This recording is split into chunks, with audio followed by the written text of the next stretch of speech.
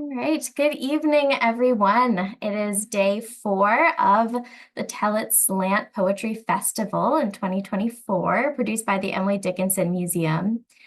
Welcome to the festival edition of our monthly Phosphorescence Contemporary Poetry Series. Now in its 4th year, this series brings you some of the most exciting contemporary poets we know who have caught the spark of Emily Dickinson's own phosphorescent light.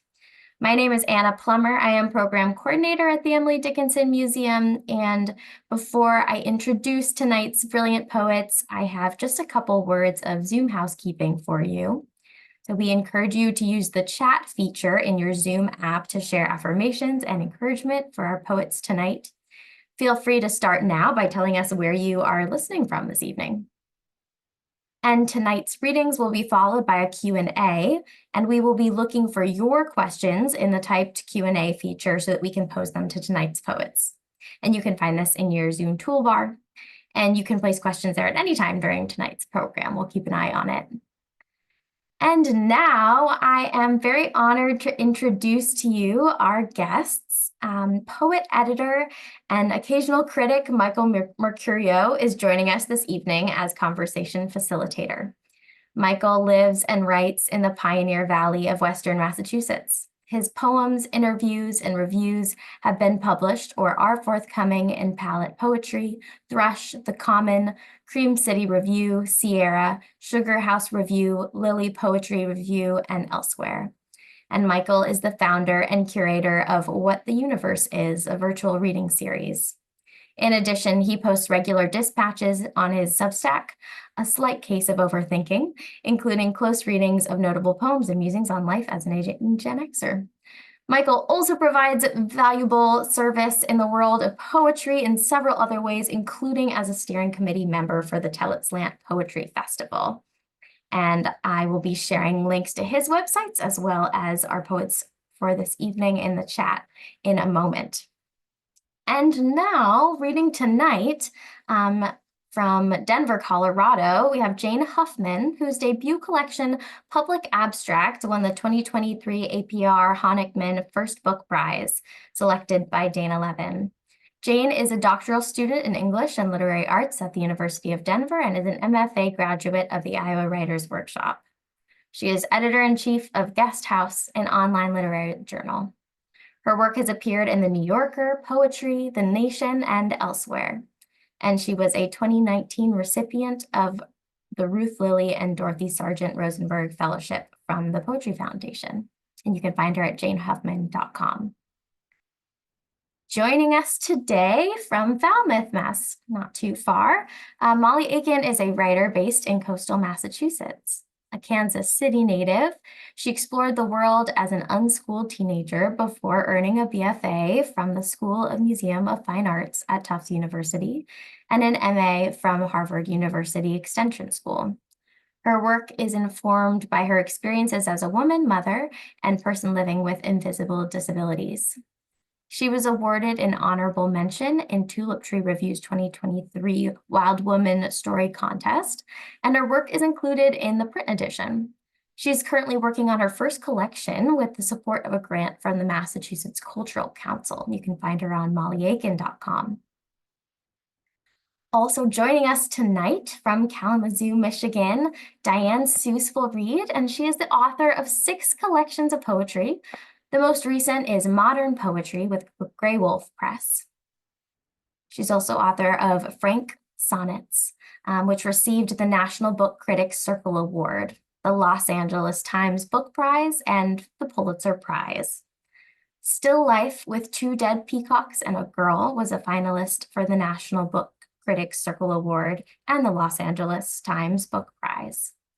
Four-Legged Girl was a finalist for the Pulitzer Prize. Wolf Lake, White Gown Blown Open, received the Juniper Prize. Seuss was a 2020 Guggenheim Fellow and received the John Updike Award from the American Academy of Arts and Letters in 2021. Seuss is the Chancellor of the Academy of American Poets. Thank you all for being here. So without further ado, Jane, would you like to begin the readings? I would love to. Thank you so much, Anna. And thank you so much to Michael for being our generous moderator, and to Di and Molly for joining me this evening. I'm really excited about this event. And thank you, everyone. I see we are a full house tonight, so thank you to everyone who's here to hear some poems. And please do ask us questions. Yeah, we'd be happy to answer them. All right, so I'm going to just read a few poems from my book, Public Abstract, that I think are somewhat in the spirit of Emily Dickinson. I guess that's for all of you to decide. Okay, this is called Public Abstract. I swept and am sweeping, have slept and am sleeping. I heaved the head of the mop to the hod, and I'm heaving. I'm sweating. I'm wetting the corn of my broom. I'm washing the floor in the room where I waited for reason. I reasoned. I teased at the edges of reason.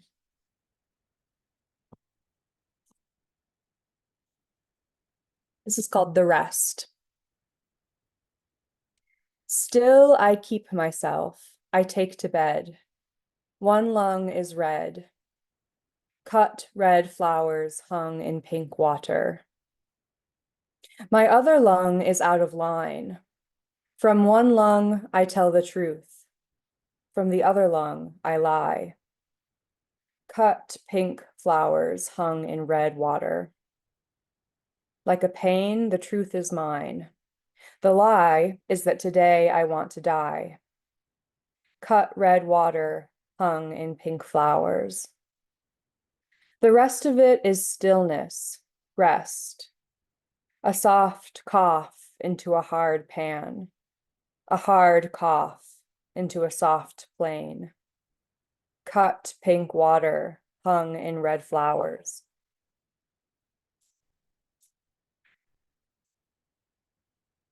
These next poems, sort of see on the page, they have their titles in brackets for what it's worth. I was reticent in childhood. I was reticent in childhood, prepared for nothing, testing fragrant waters at the toilet water counter, diagramming sentences. I ran the empty aisles of Mercy's auditorium, annexed out of my own little annex, made a little art of panicking.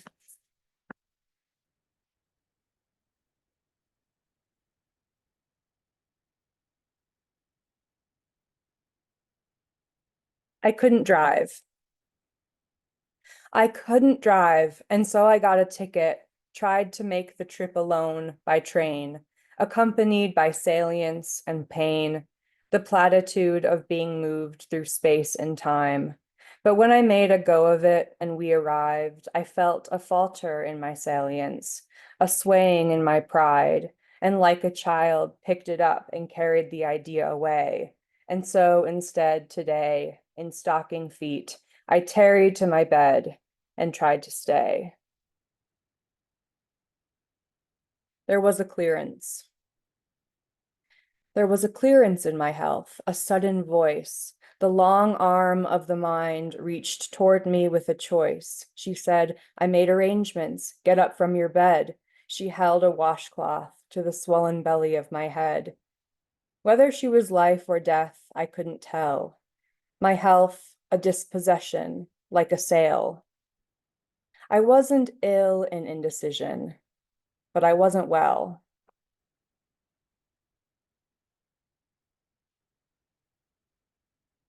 I had a bout. I had a bout of something, undefined.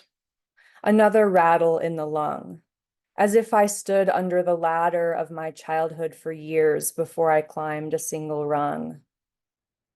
I had a bout of vertigo inside my chest, a clocking from within, was bested by the worst of me again, as if my body shook off all its walls and doors and reeled the outside in. I had a bout of something like a flame, a burning in the core, like shame.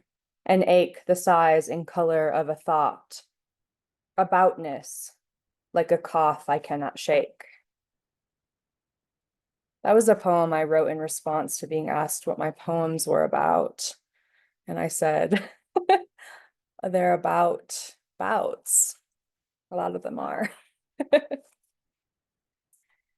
Okay, I'm going to take just a turn. Those were poems sort of about sickness and convalescence. And here's a poem about my brother. This is called Three Odes. 1.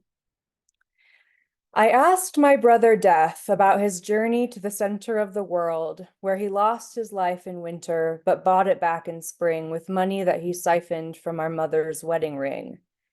He said, my sister, Death is not as cunning as you think. He brought me to his little well of ink whenever I asked, and let me drink a little from his flask of life, and pleaded with me when I left. He begged me not to leave.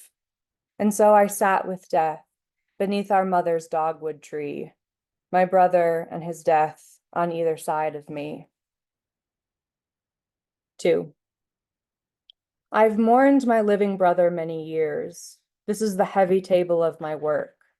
I lug the heavy table of my work around all day, so I am never rid of it. I am never rid of it, the work that carries me like I'm a tired child sleeping in his arms. I sleep in my brother's arms. It takes all his strength to carry me. With all my strength, I lug my brother up the hill where we as children buried pill bugs in finger holes. My brother buried pill bugs in the ground. I dug them up. I dig my brother's body from the ground, from beneath the heavy table of the earth. He lugs the heavy table of the earth, the maple tree that grows out of his head. The maple tree that grows out of his head is heavy with the longing of the dead. My brother's death is long and heavy as a year. I've mourned my living brother all my life. 3. I don't know my brother as a man, a force of nature, rather, like the wind that brushes up against the house because it must. He makes demands.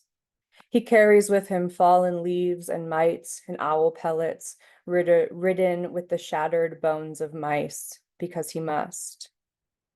I didn't know my brother as a boy. Burgeoning, we parted into different woods, he to using his own shadow like a mattress on the floor, where he could pull his body from his mind like pulling corn silk off the husk, and I to using sadness like a broom to sweep my sadness up.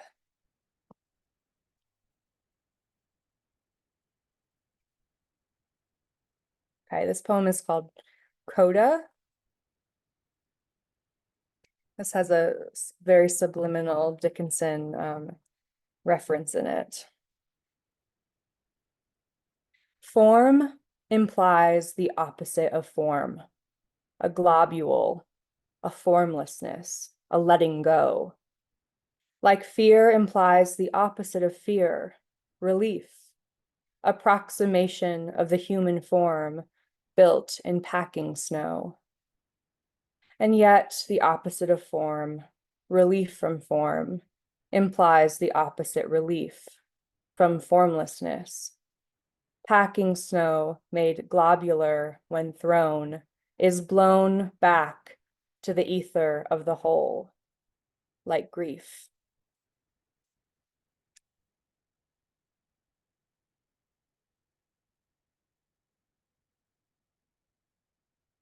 Okay, this poem is called Failed Sestina, and it began as a sestina, and it failed. I'm really interested in failure, especially as it pertains to form. And so I think this poem demonstrates that. Okay, Failed Sestina. With my ear to the door of my cell, and my want like a comb in my hair, like a veil where there is no veil, with a ring in my ear, a ring in the hole of my ear. I rap at the door of my will and the door of my want, as to will them away, my want like a veil on the floor. I appear at the door of my will with a veil in my hand and a comb in my hair, my want like a hole that I bore in the floor, where my will is more feeling than veil, and my veil is more want for a veil than a veil. I wear the comb of my fear in my hair. My veil is as thin as my want, and my want is as thin as a hair. When I curl up my want in the curl of my hair, when I curl up on the floor of the cell of my want, I bear my fear in my cells, like I'm bearing a ring, like I'm curled up inside of the ring in my ear. I rap at my want for a door where there is no door, a will where there is no will, at my want for unveiling, my will to unveil it, the curve of my will and my ear to the door, with the curl of my ear to the door.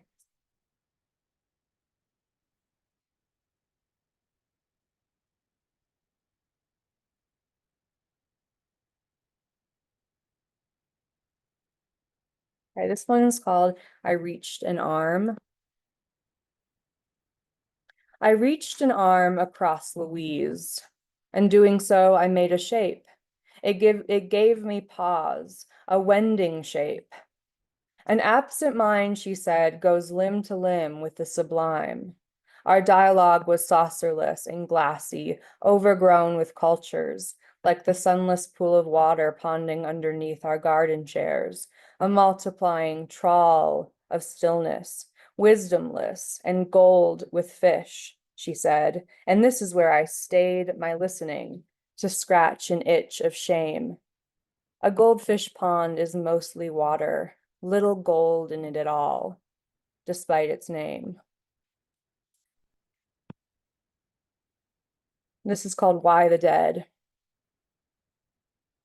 Why the dead, this woman, Jean, come after me, distended in their crowns. I don't know why the dead come after me in crowds of Jeans, proclaiming that the god of death, before the door to life was shut, slipped out into the slapping rain. Today is Easter Sunday, and I'm reading Jean again.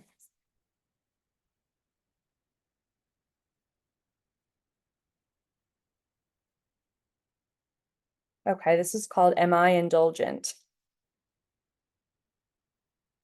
Am I indulgent?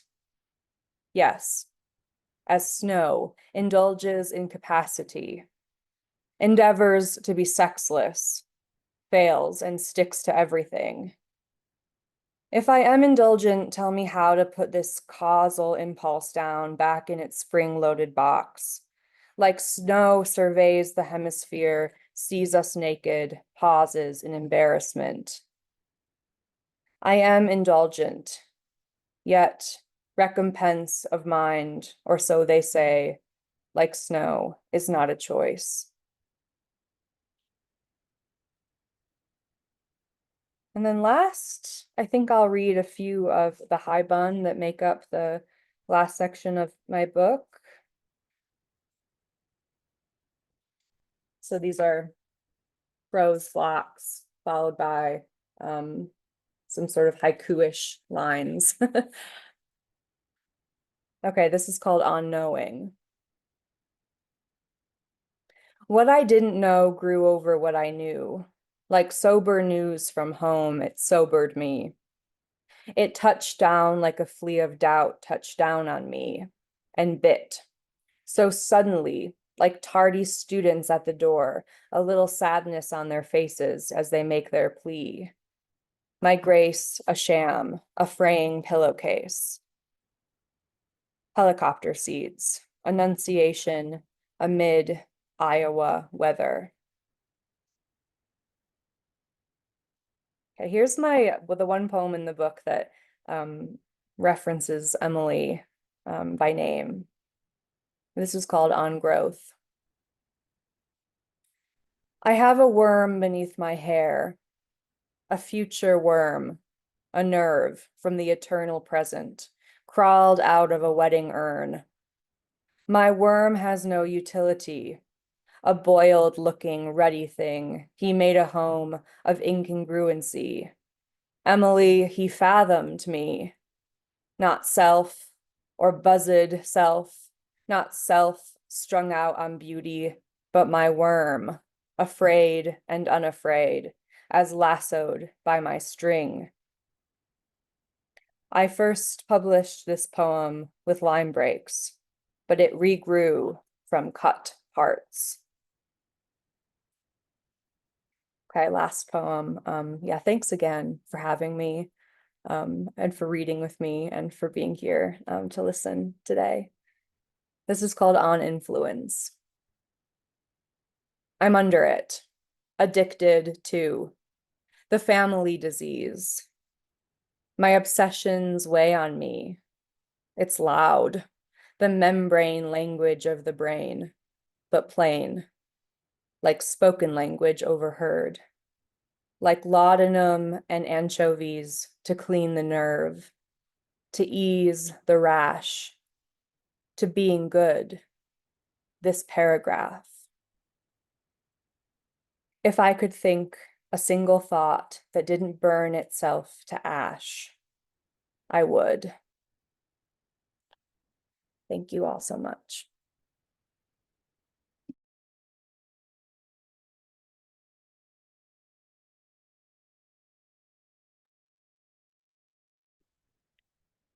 Hi, thank you so much for having us. Thanks, Jane, for that beautiful reading. I'm looking forward to hearing you, Di, and thank you to Anna, Brooke, Michael, the whole team putting this festival together. It's truly an honor, and of course, all of you listeners. The first poem I'm going to share, I wrote actually at the Emily Dickinson Museum. I've had the opportunity to do a couple of studio sessions, and the studio sessions and this festival really exemplify what I love so much about the Emily Dickinson Museum. Her home isn't kept as a static relic, but is really left open to today's readers and writers, and I'm deeply appreciative of that. So this is If Flowers Speak, or Victorian Lore in a Dead Poet's Room. My Emily sits at the window of my mind, tapping on the gentle distortion, hard won in the chaos. What do the climbing and entwined roses have to say as they curl and grow, forever watching her deathbed? The next poem I'll share is House Spider. Now we know spiders dream. When spiders dream, reality collapses into threads. Now we know flicks indicate arachnid fantasy of two legs. What would I dream of? Hanging upside in a corner, hoping to draw into the dark. We could meet there, a dangling, all looking for a thread to wind around. The next piece I'll share, I put together this summer at a workshop with Kimiko Han at Fine Arts Work Center. And it's a little hybrid piece. Its form is this little booklet. And it starts with an erasure from the New York Times, July 1, 2024. The Rubik's Cube turns 50. A so-called symmetry. Mania resurrected everyone. It gave the people a structure.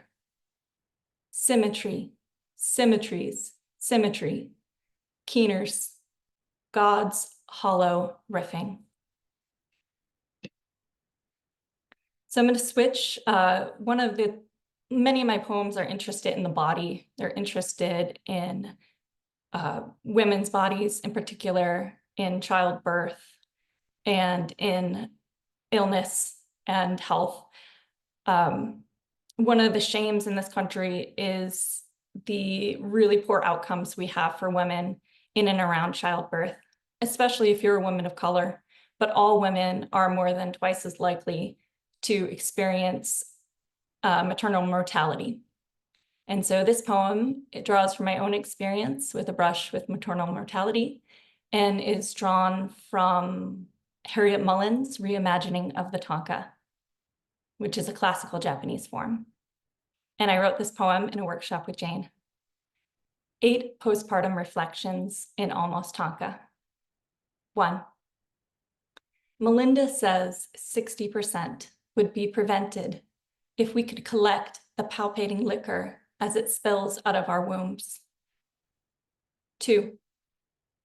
When there is so much daily life in this place, who has time to measure the soaking crimson bloom until it is her life ended? 3.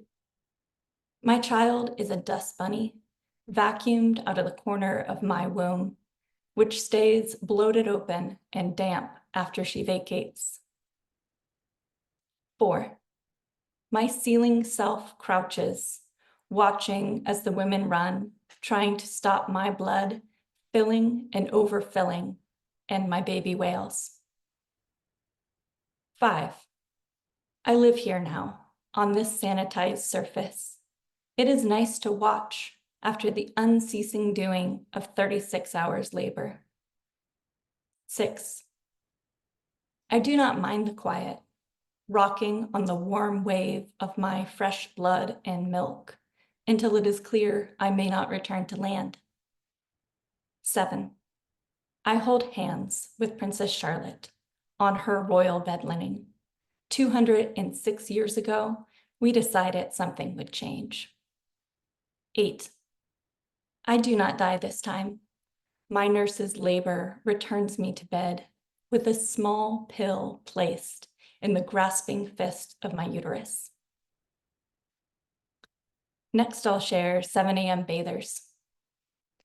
We form casual congress. Our young-bodied elders cast aside walkers at the edge. In the surf, we form water-bound supplications, each endless wave wandering. We share sly smiles, pulling breath and sinew, our years and clothes, shapes left on the shore. We carry wet memory, each bringing ocean selves between waves before demands of the day whirl. We can no longer care for coiled cellulite, our soft flesh bold and buoyant. In between our bodies, we bathe in recognition, each wave emerging. Next, I'm going to shift to a poem about location and dislocation. I grew up in Kansas and moved here to Massachusetts about 2 decades ago and found, a truth that you're not really from here or there. So this is a poem about that. Around here. A woman yelled, "You're not from around here." Hurrying across for a closer look. No lady wears all black here. I am no longer from around here. I come from these hills, ma'am. I drive past highway signs pointing my past. I come from the sea, ma'am. Taking country road home to ocean surge, not from here really, but too far gone from prairie. I come from the road, ma'am. Flat road follow Cooper County on down, Buchanan on down, Kansas City back from Boston, on down St. Joe, up coast down Cape. I come from, ma'am. Let my accent drip. Tanya will set me back to where I come. Another focus of my work is a reckoning with our experience with pandemic. I can't really comment on the broader social issues around the pandemic. I think history will note where we took care and where we fell short. But I caught COVID for the first time in May 23, right as the all clear was sounding, and developed long COVID. And the last couple of years has been a struggle with how do I manage my energy, and how do I understand my brain now? So here are a couple poems about that. Neurology. I jitter and jet, an artifact stored in my shapely spine. Hut, jut, snarl, shake. Wheeze, sleaze, snot. The ice house in my mind lugs logs. And then the next is MRI. It is hard to leave this strange wood, bird song layered with traffic jammed horns. Not music, but almost. I unspool on a clean surface, cleaver chipped. Leave my flayed brain behind, dried and squeezed into a small tube to be rehydrated when water is not busy, pooling in my throat, threatening to choke within this small circle.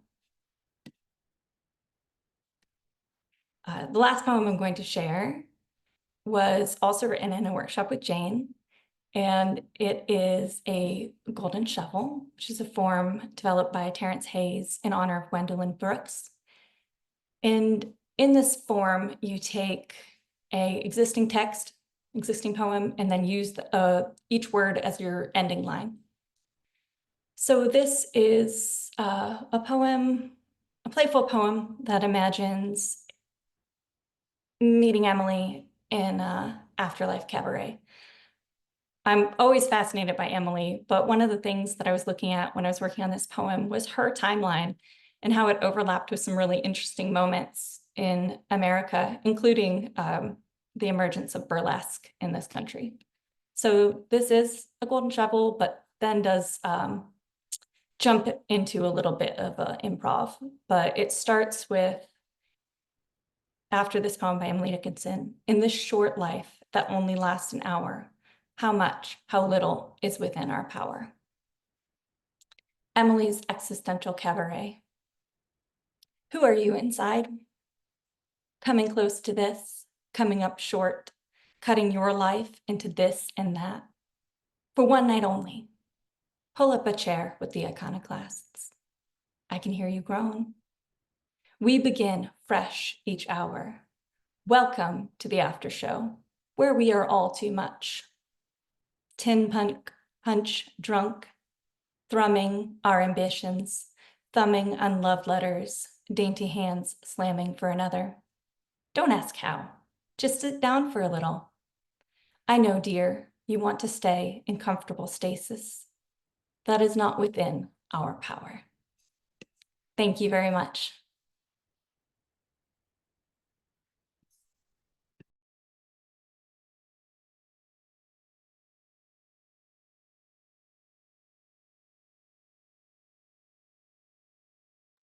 Thank you so much.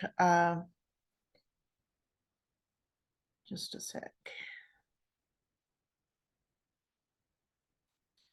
Thank you so much to Jane and Molly for including me in this reading. I really appreciate it. And of course to Michael for keeping us in line.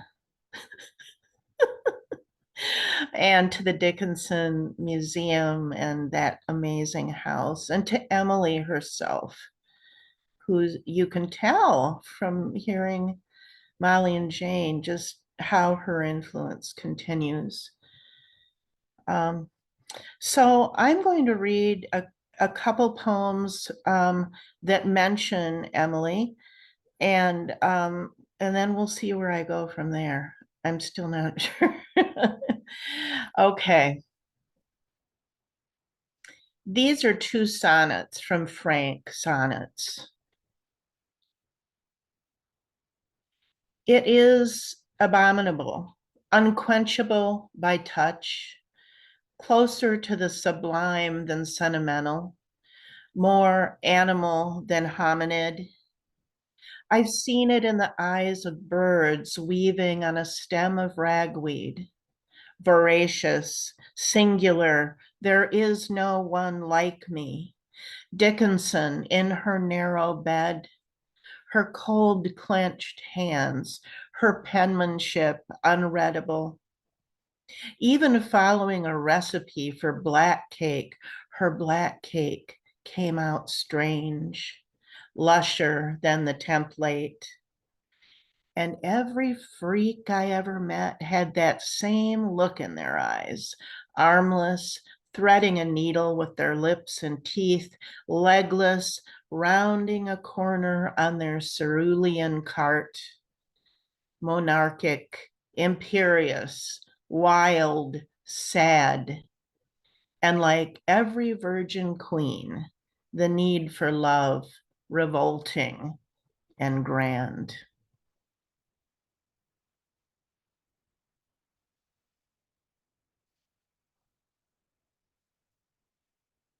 Here's another one from Frank. I dreamed of it again.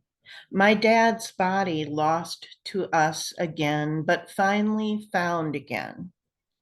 We met him in Dickinson's, we set him, in Dickinson's coffin, wooden, painted white.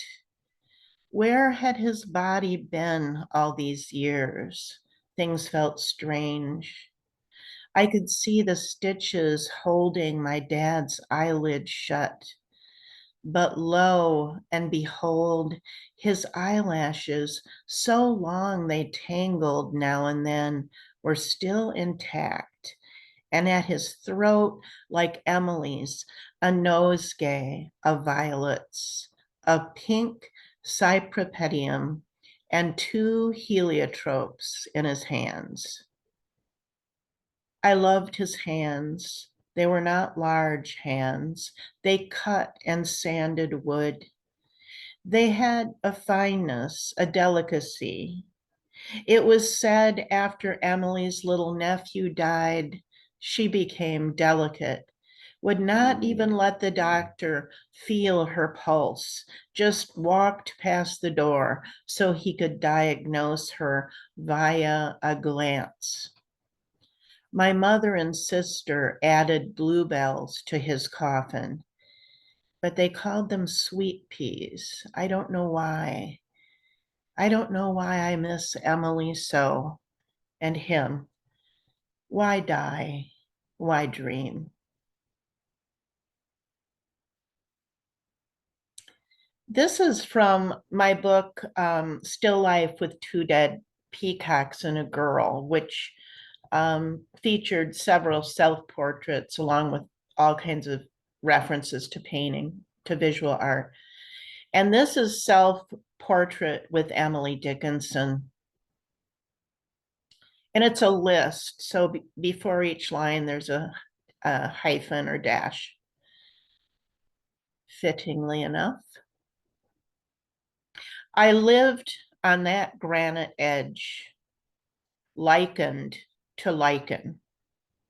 Rain streamed down the fascia, 1 pink cypripedium, folded like cards or a vulva, trillium erectum. How's that for lonely? Crow was cawed out, trailed at her hem, an unnoticed protege, white dress of fog, pooled in the lower curve of the D like tea in a spoon. It was the dog that broke her. Pitcher plant pressed in the herbarium. If Ginsberg levitated in her attic, I'll eat her Aeolian harp. Upended a dash to make a headstone. Weak urine stream. Vanilla heliotrope lugged through buttercups. Seeing Emily's grave there behind her house, and for some reason, I got to be in the whole cemetery by myself, was one of the most significant artistic and emotional experiences I've had.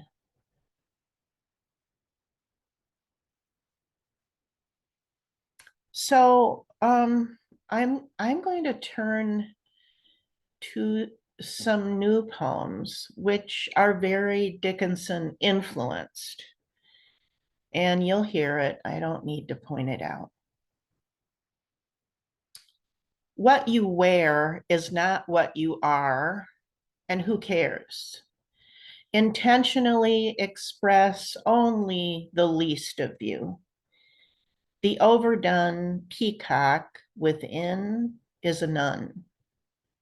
The interior of the glove gray morning dove splays and vibrates. Why do you think motives are called ulterior? Let me, like a baby, dress you.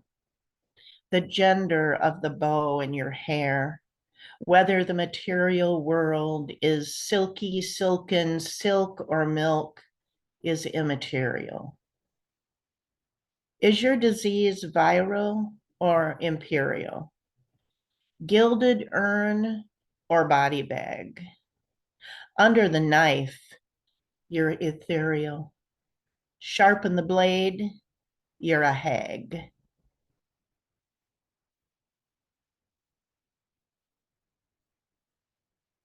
I want to want to want to want.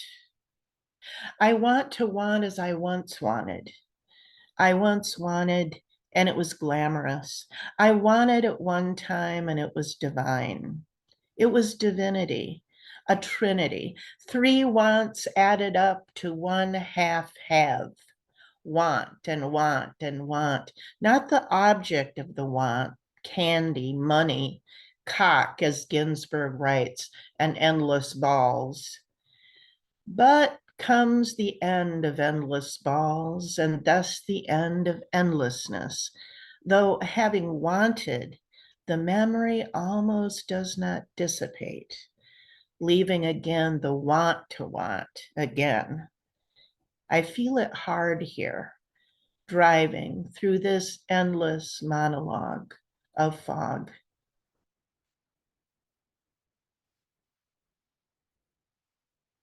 The jay calls out to me. It misses me, as does Joe, the red feathered one, and Brick, the thrown one, and license plate, the expired one, and JJ, the crazy one, the so-called crazy one, who blew out his stomach staples, screaming in a padded cell. Hell, I miss him. His heavy cologne, the night he cradled me, singing all will be well, though I wasn't well, and he wasn't well. Even his cockatoo wasn't well, who infinitely screeched, I'm Queenie, Queenie of the burlesque show, dropping feathers from her shoulders like a stole. In these new poems, there's a character who sort of comes and goes, and her name is Althea, which is from a Grateful Dead song, among other places. She was a goddess. But in these poems, Althea is kind of is a girl. She has a gap between her teeth. She's sort of a sprite, a being that represents some part of me that I hope is still alive. And this is one that brings her in. As if I'm lying in a stream among the reeds, like Ophelia, but nothing like Ophelia, like Joni Mitchell's watery voice when she sings Amelia, but nothing like Joni Mitchell when she sings Amelia. As if tequila drunk in a watery grave, encircled by blue lobelia, magnolia, bent low to see if I'm breathing, but not lobelia or magnolia, Amelia or Ophelia, but Althea, braids a sway, almost, as if Althea, but not Althea.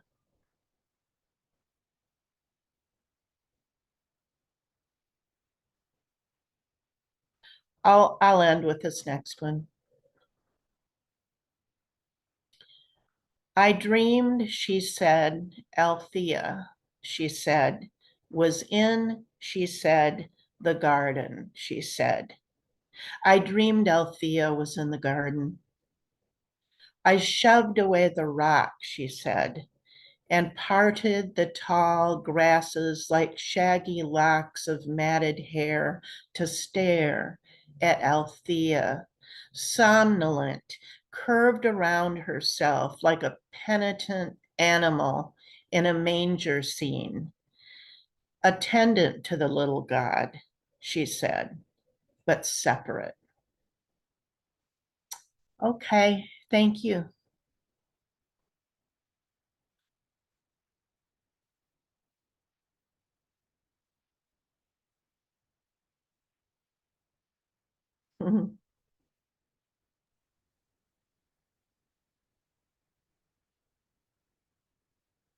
I think I need just a minute to calibrate myself after those incredible readings. Thank you all. Thank you, Jane. Thank you, Molly. Thank you, Di, for sharing your work, for bringing us the gift of your words, the music of your words. I'm so familiar with your work on the page, and I've had the pleasure of reading or hearing Di and Jane read a couple of times. This is my first time hearing Molly read, and it was transportative. It was transcendent to hear the three of you together. So thank you for that. And I know we've got a few questions in the chat, but since I have the catbird seat tonight, I'm going to start with a couple of questions of my own. So I really wanted to focus us first on Emily, because she's the one who brought us all together. And in the introduction to Jane's book, Public Abstract, Dana Levin draws direct comparisons between Jane's work and Emily Dickinson's. She has this marvelous quote: Dickinson, her impassioned psychic venturing, is major marrow in Huffman's stylistic bones. I don't disagree with Dana, but I was inspired by Molly's Arachnid poem, and so I'm going to ask, using a different metaphor, what are the threads you each hear in each other's work from Dickinson?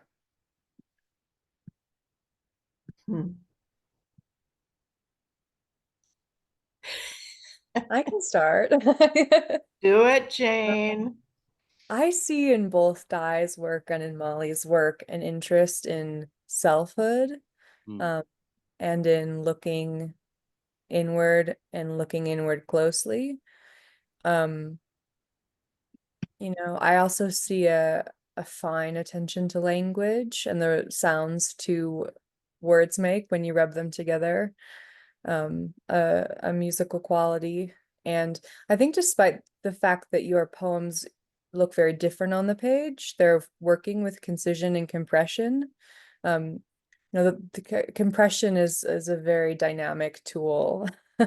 And so even if you're working with a long line, a long poem, which you see in a lot of Di's work, such as in the sonnets, compression, and that fine ear, the rhythm and the sound that words make, is really at play. And of course, you see that in Molly's work as well with the shorter forms. And so I think that there's sort of that humane impulse and that profound curiosity to look inward, and also an attention to language that is very fine-tuned. Can I go next, Mal? I call you Mal in my mind. I hope that's okay. Uh, well, there's so much in both of your work. Obviously, and I guess what I'm going to talk about is the bond between Emily and both of you. Is that privacy is a kind of solitude of the poem, even when poems are disclosing, which both of your work does. There's it's not sort of splaying everything, there's a compressive privacy. And, you know, I was just so struck by how you each contend with illness, the body, and how Emily too, you know, even if she wasn't talking about illness directly, which she does, um, or illnesses of others or deaths of others in her world, um, she was, you know, she was tremulous in the way she inhabited her body. It was a very highly charged operation to be an embodied Emily Dickinson. I just never can forget when she, you know, asked the doctor to sit in the parlor and then she just walked by, and that was as far as she was going to go, which I wish I could do at the doctor's office. Um, but yes, and then, you know, there's the obvious things in both of your work, the precision of language and the, um, you know, the way that the music of the poem, the rhymes, etc., are in command in a lot of ways, even of the intellectual heft of the poems. The sound is pulling you, the writer, through. So those are the first things that come to my mind. You know, I think if Emily heard the two of you at this reading, and maybe she would be blown away. She would be blown the F away. The top of her head would be taken off. It would be Yeah. flying. Yeah. Yes. Thank you, Di. It's so cool also to see that I mean, all of your work is incredibly precise, but that magnifying glass that we have to pull out to read those new poems with all of that highly compressed repetition. The language is operating just slightly differently than in the sonnets, for example. Oh yeah, it's Yeah. really scary, you know. They're awesome. Yeah. Thank you. Wow, thank you both for those reflections. I think I'm trying to think of what I can add, but I think that we talked a little bit about the quality of paying attention, but this sense of ruminating both within and without, of really seeing something with clarity and yet such like lobelia is new now, you know. I feel like that's a very Dickensian Dickinsonian feeling to have to encounter something familiar, fresh, and I see that in both of your work. Of course, the sonnet quality, and then our lineage must trace back to her as American women poets. Yes. Mm. Yeah, I want to pick up a little bit on the lineage and I guess the linearity of it, because I happened to catch Molly saying a couple of times that she had written poems in workshops with Jane, and I know that Jane was a student of Di's as an undergrad at Kalamazoo College, and I'm wondering if you could share with us a little bit about the way that mentorship and friendship affects your interactions with each other, with the poetry world as you've experienced it. Mm. Well, I can Go ahead, Molly, you go first. Okay, I'll start on this one. So I wrote poems secretly for many years.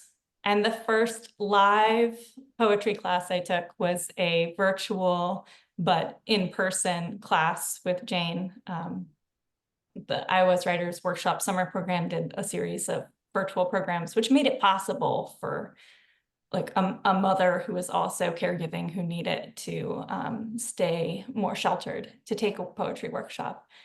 And that was, what was that, two summers ago? And that's when I started writing publicly and sharing my work. And Jane has just been like an incredible mentor and teacher for me and gave me the confidence to go out and find other mentors and teachers. I got a chance to meet Michael through this program, and he's joining my poetry friend list, and And gladly so. I've found this amazing richness of sharing and welcoming in poetry that I was not expecting, and I'm deeply grateful for. So beautifully said, Molly. Yeah. A pleasure to work with you. I find I'm a sort of a lifelong student. I'm sure Molly and Di feel the same way. I I studied with Di as an undergraduate and have never stopped studying with Di. She's opened her world, her poetry world, to me, and now I try as an educator and mentor myself to open it and help other people discover it, I should say. I find that teaching and learning is sort of a cross ventilation in my life. I need both forces in order to survive. It's like that inhale and that exhale. I must just be continuously learning, and I'm a very I'm a student, a PhD student seeking a job in education. I'm hoping to be a teacher for my life, for my work, and I do it now on a kind of as much as I can basis. And so it's something that I've really become passionate about is teaching, and the teaching has become just as generative and fulfilling, especially when I have students like Molly. I mean, can you imagine? You're No. a model, yeah, a model student. I mean, yeah, teaching brings so much into my life and into my work, as does having mentors and friends like Di, who has for, how long has it been, Di? A lot of years, A girl. lot of years, yeah. And then just to have that friendship, yeah, constant has supported my work as well. So yeah, it's a from both ends. Very important to me. I feel these new poems are supported by having read Jane's work for the last number of years. Um, you know, and Jane by way of Dickinson and all that. I see the writers of the past that we have luckily have access to, like Emily, and I'm hung up on Keats and all. But who Who could isn't? blame you?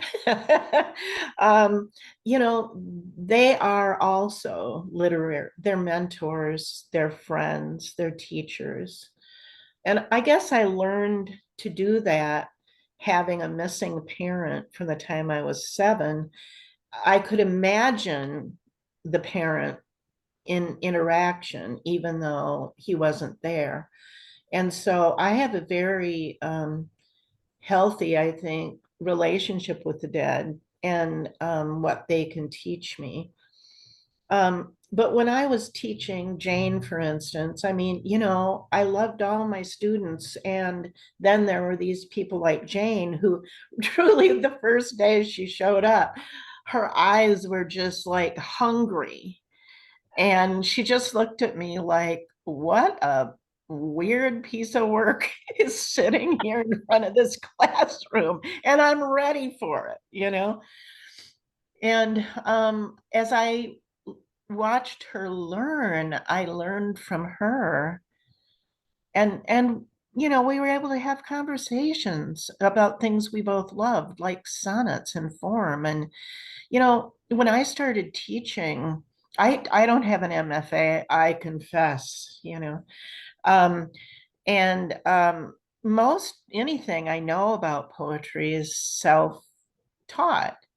But when I say self-taught, I mean, under pressure of teaching somebody like Jane, or if I had been lucky enough to teach Molly, I had to stay up on shit.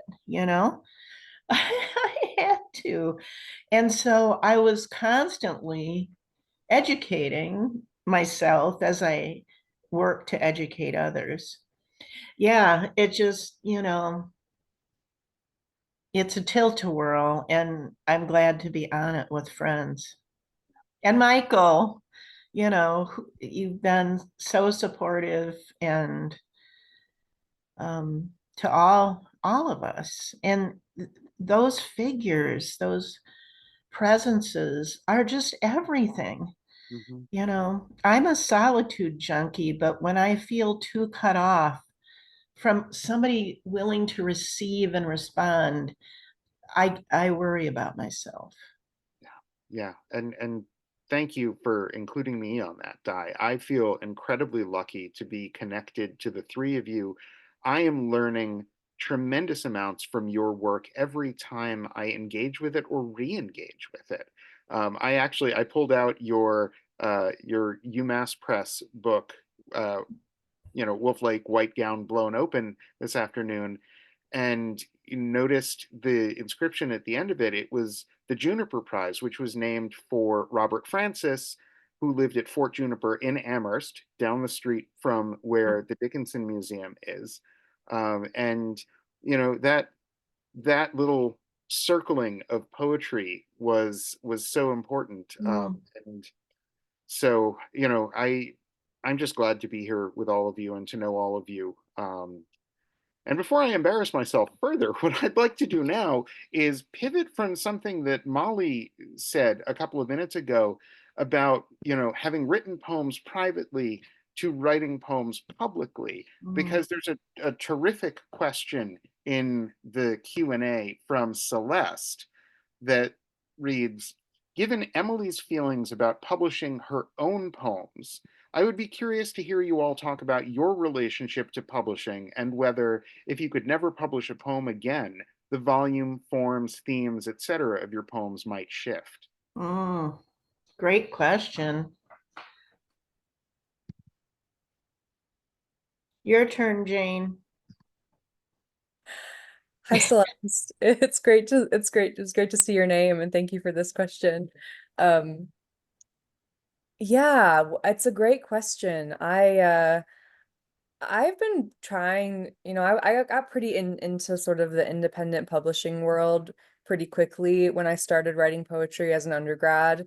It's a good moment for online lit mags. And I was working for the literary magazine on campus at K College, and so I sort of latched into that world pretty quickly. And so it became a real source of fun and excitement and community building. That said, despite my love for the publishing world, and that love has a shadow self, I don't write with publication in mind. I'm never really thinking about my reader until the end. I think when people ask me, how do you know when a poem is finished? It's usually when I start to think about my reader. That's when I'm like, okay, how is this going to be received, if it ever is? But before that, it's a very private process. I might share a draft with Di. I have very few readers who I share work with, maybe a peer here in my program or a teacher, if I'm not sure if something is quite coalescing. But other than that, it's a very sort of self-focused, quiet process where I'm not really considering publication. And that question of would it look different?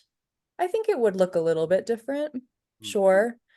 I don't think it would look that much different if I just decided to never publish again. I think I would write more or less, and I hope I would write more or less in the same way. That's something I'd like to think is true about myself, because I really do try to resist the pressure of what we would call the market, the nickel and dime market of the poetry world. More Yeah, nickels than dimes. more nickels than dimes is for sure. Yeah, I hope that answers your question. Molly. Well, I have had one poem published to date, so I am not writing for publication. So I certainly welcome more publications. I'm in that phase where I've sent a lot of work out and got a lot of really kind no's. So I am still searching for that publication, but I'm not writing towards publication. I'm writing what feels necessary and important within. My first reader is my husband, Joe. He has a fantastic ear and amazing intellect. And so he hears my poems first, then Jane hears them. And starting to grow my network of people who might hear them too before they're ready for some public venue. But I don't ever really see myself writing with publication in mind, like Jane said. Thanks. Yeah, I didn't publish a book until I was 40. And I remember there was a famous fiction writer lived up the street from me. He would come by on his bike wearing one of those bike suits, that are real tight. And he'd say, I remember one time he stopped. My son was very little. I think he was with me. And the famous writer said, so are you sending a workout? And I said, well, not really. I am writing, and he said, so are you like Emily Dickinson, shoving it under the bed? And, I really had to think about that. I was writing because that was just with me from the time I was a kid. I wasn't thinking about publishing really at all. It just didn't occur to me that much. And I guess I didn't feel ready. My first book, It Blows You Hollow, came out from New Issues Press when it was just starting up. And they came to me and said, hey, do you have a manuscript? And I didn't know what that would even look like. So I shoved some clumps of poems at them and they made a book out of it. With my help. I don't want to diminish my influence, but I just and as soon as it came out, within days, my ex-husband left our family. And so then I was just trying to financially survive and support our son, who was emotionally devastated as well. So, when many women I know start late, and we all have our reasons, but like you were saying, Molly, parenting is one of those reasons that, it's so, if you are a parent, it's so important that you be there, and I don't think I was there enough in terms of focus because of my writing. It's just how it was. And my son and I have discussed that at length now that he's an adult who's been through a lot of shit because of his parents. So where am I now?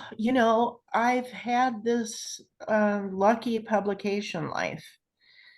And once I decided to do it, then I did it like you do a job.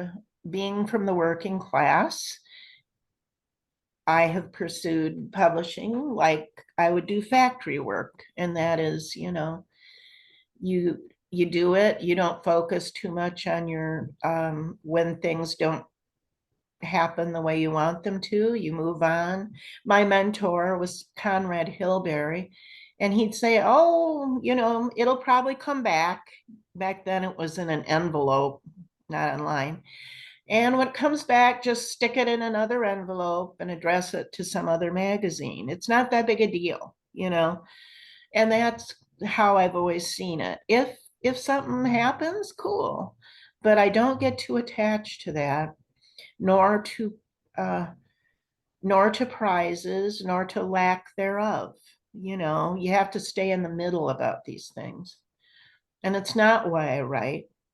But I did discover with my most recent book, Modern Poetry, how crucial the reader really is to me.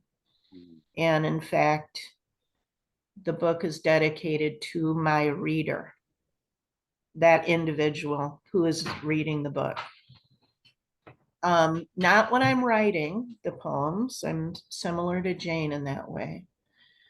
But especially with that book, I don't know that I could have written it without a sense of that reader being on the other side somehow. Whether it's Keats or my editor, Jeff Schatz, or Jane, or my son or my mom. Someone hearing, someone listening. Because that book was so difficult, that what I was up against in that book was so difficult that I needed to know someone was at the other side of the cave. Yeah. You're making me think of one of my favorite things that the poet Paul Celan ever wrote. He wrote it in German. I don't really speak German, so I'm just going to give it to you in the English translation that I memorized years ago. I see no essential difference between a handshake and a poem. Mm-hmm.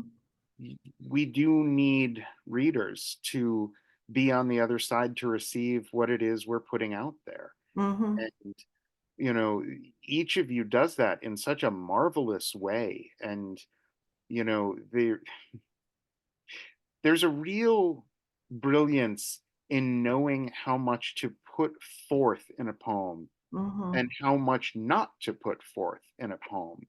And I feel like each of you navigates that line beautifully, allowing room for the reader to step in to the poem and to have a resonance with it.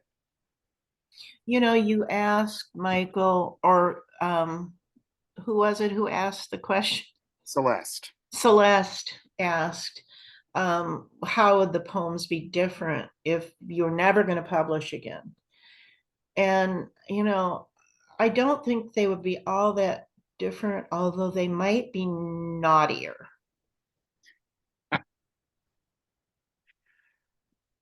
I think that's a fine liberty to take Mm-hmm.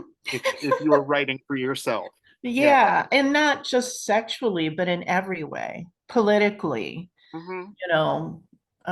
personally, in every way. Yeah. I'd lay some shit down. I'm trying to imagine you doing that more than you do already. I was going to say, I want to read that book. Yeah. Maybe that's where I'll go next, Yeah. Might as well. Hell. That's exciting as can be. There's a really interesting question from Kate in the Q&A. She writes, "Let's talk about failure," with a hat tip to Jane's failed Sestina. What do you do when you encounter failure in your writing? How do you confront or embrace failure in your writing? I'll start. Yeah, thank you, Kate. That's such a great question. Well, failure is a huge part of it. And I've actually, this book, I think, as an artifact, is a testament to the power of failure. I started getting really interested in form, as I was first writing the poems that became this book, which was like 2015. It was a while ago now. And I was writing sonnets and sestinas, mostly sestinas. I got really into the sestina, and they just, oh yeah, Sadie, thank you. Yeah, this is my book right here. They just fall apart. The sestina falls apart in English. It's really hard to sustain in our language, in my language. And I loved that. I loved when the form was like slipping through my fingers. And the way to resolve that probably is to pick a different form, is to remove those parameters. Maybe, you needed them to get to that place and then they fall away. That happens to me often. But instead I wanted to archive that failure on the page. And from that sestina exploration came a lot of other failed forms that occur in the book. And I started just sort of letting things that felt wrong exist. in the work. And it actually opened up a lot of oddness, and helped me hugely develop what I kind of see as like the voice of this book. And was an incredibly generative force. So I'm often encouraging students of mine to embrace that frustration that occurs in a poem when things aren't clicking, so to speak, and let that kind of asymmetry be. That's important to me. I mean, I think that yeah, I could speak a long time about how this is like, I could psychoanalyze the crap out of that question and my life, and I'm happy to do so. But it's also important to me as a person to let imperfection in every way. It's so interesting because you're so perfect, what do I want to say? You're really careful and perfectionistic, I would say. Not as a negative, but just as a fact. And so it's interesting that failure or the crumbling of a form became so compelling to you. Yeah, I mean perfectionism and OCD, to be frank, has has been a huge presence in my life, and I think it's been really important to push against that. And form, because it can't be perfect. It really can't. I have a real belief that even the most perfectly constructed formal poem has its edges. I mean, look at Shakespeare. I think it just became really important. And the poems became about that, a sort of abandoning perfection, even within the bounds of what we would consider a form. Yeah, now these days I'm writing poems that are a lot, I think, looser in their formal parameters. I'm playing with prose poems, which very different from what I read today. So it's all kind of a journey for me in regard to like what fails. What fails always gets me to the poem, always. Yeah. I love that. It made me think of well, a quote from Wendell Berry: "The impeded stream is the one that sings." And I think a lot about how if everything were perfectly formal, how soporific it would be. You would have the same meter, the same rhythm, the same line length, and I'd fall asleep about 5 lines in. Whereas these broken forms or these eroding forms are fascinating and hold my interest because I want to know where the poem is going. Where's the mind that wrote the poem going across the page? And I mean, I have to say, I owe a lot of this to Di, who taught me poetry through a lens of let's study form. Let's look at what poets, contemporary poets, and non, poets from across time are doing with form, which you see, of course, in her books as well. Lots of forms that have been sort of maladapted or otherwise like modified or customized or broken open, you know, blowtorch the hinges, baby, Yep. So that it comes down to me from her. Yeah. One of the great moments in American poetry is that one art Villanelle by Elizabeth Bishop. Molly, are you an Elizabeth Bishop fan? I am. I wondered. Um, and it's that moment in the last line, though it may look like, write it like disaster. So there's that hiccup, though it may look like, write it like disaster, and that write it explodes out of the perfect line, the perfect form, the perfectly constructed villanelle. Without that moment, that poem could easily be sort of dead, even if it's well made, you know. But that moment in American poetry of seeing a person who was so intent on self-control, showing us, even if you know, creating that moment was artificial in a certain ways, she's showing us the loss of control as the pivotal moment in the poem. So that's that, you know. Dickinson does it too. I mean, I remember studying Dickinson for the first time with you, Di, and you know, the emphasis on blank verse, and it's almost immediate betrayal. Mhm. You know, that With the hymn meter, you yeah, know. right. And but then whenever she wants to, she screws up the meter, you Exactly. know, Yeah. or puts a flat tire on the carriage, you know. Mhm. What was the question again? It was about failure. Yeah. Yes. The question was, let's talk about failure with a hat tip to Jane's failed Sestina.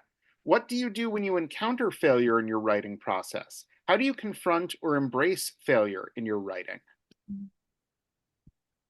Molly? Sure. Well, I think this is another area where you can see this lineage trace, Mm-hmm. because it was really Jane's instruction that allowed me to feel comfortable with taking a form and breaking it, letting it be the seeds of something unique or just different, or just rolling with it. If I'm on a roll and I drop the form, that's okay. And in fact, Mm-hmm. she encouraged it.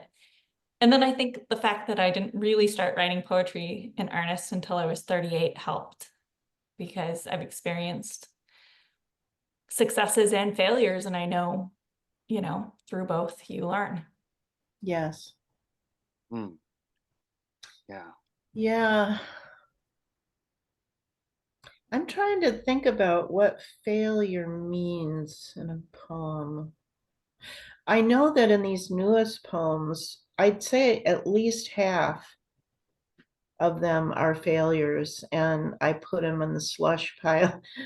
um, and then I read I read an essay that Jane worked on the fragment, and I realized the problem with those poems was that the fragment, which was often the title, I call these big title poems. They have big titles. And the title, maybe another line or two, that's where the energy was. And I was trying to turn them into bigger poems, and they just didn't want to be. So I took all the failures and I leached out the good part. And then I made a piece called um, Burlesque Vignettes. And they're just little fragments of the good parts that all cohere and reflect back on the successful poems, or as successful as I'm going to get with these.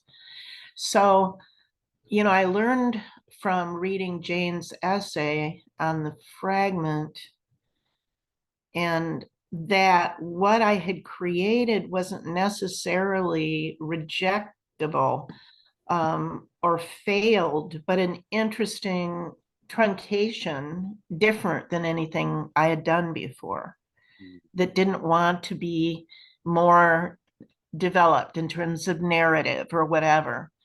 And then I had just this whole new form, you know. Thank you, Jane. Happy to help. Mm. Well, That's what I'm talking about though, is like the failure of one project leads to the success of another. Mm-hmm. And it happens like clockwork. You try something and it doesn't work, but there's a glimmer, Mm-hmm. and it takes time sometimes to see that glimmer, but that glimmer becomes your next thing. And it's just, yeah, it's a process of like endless recycling. Mm-hmm. Yeah, recycling the energy, recycling the material, just yeah, I dig the glimmer, you know. Yeah. yeah. Well, we are We're coming at to time, aren't we? we are coming to the conclusion of our conversation tonight, and I want to acknowledge that there were far more incredible questions in the Q&A and in the chat than we could have gotten to with the limited time we have tonight. But thank you, folks, for putting those questions in there, and I hope that our conversation helped answer at least some of them for you. But you know, hopefully we'll all meet again in this format somewhere. And Michael, thank you for like keeping our guts from falling out. I really only sat here smiling appreciatively. No, I knew somebody was in charge and it wasn't me. Thank God. Well, happy to do that. Anna? Absolutely wonderful. Somebody just said in this chat, no, never end. And I feel the same way. So thank you. Thank you, Michael. And thank you to this evening's poets. Certainly all friends of the Emily Dickinson Museum now as well. Diane Seuss, Jane Huffman, and Molly Akin. You've definitely prodded and dazzled our thoughts this evening, I think. And to our audience, I hope you will go online and read more of these poets' work. But lucky for us, the phosphorescence, the divine spark of this week doesn't really end here. We have the Tell It Slant Poetry Festival events available to you live online or on site at the museum all the way through Sunday. So tune in for the Emily Dickinson Poetry Marathon workshops, tomorrow's open mic night, theater, and more.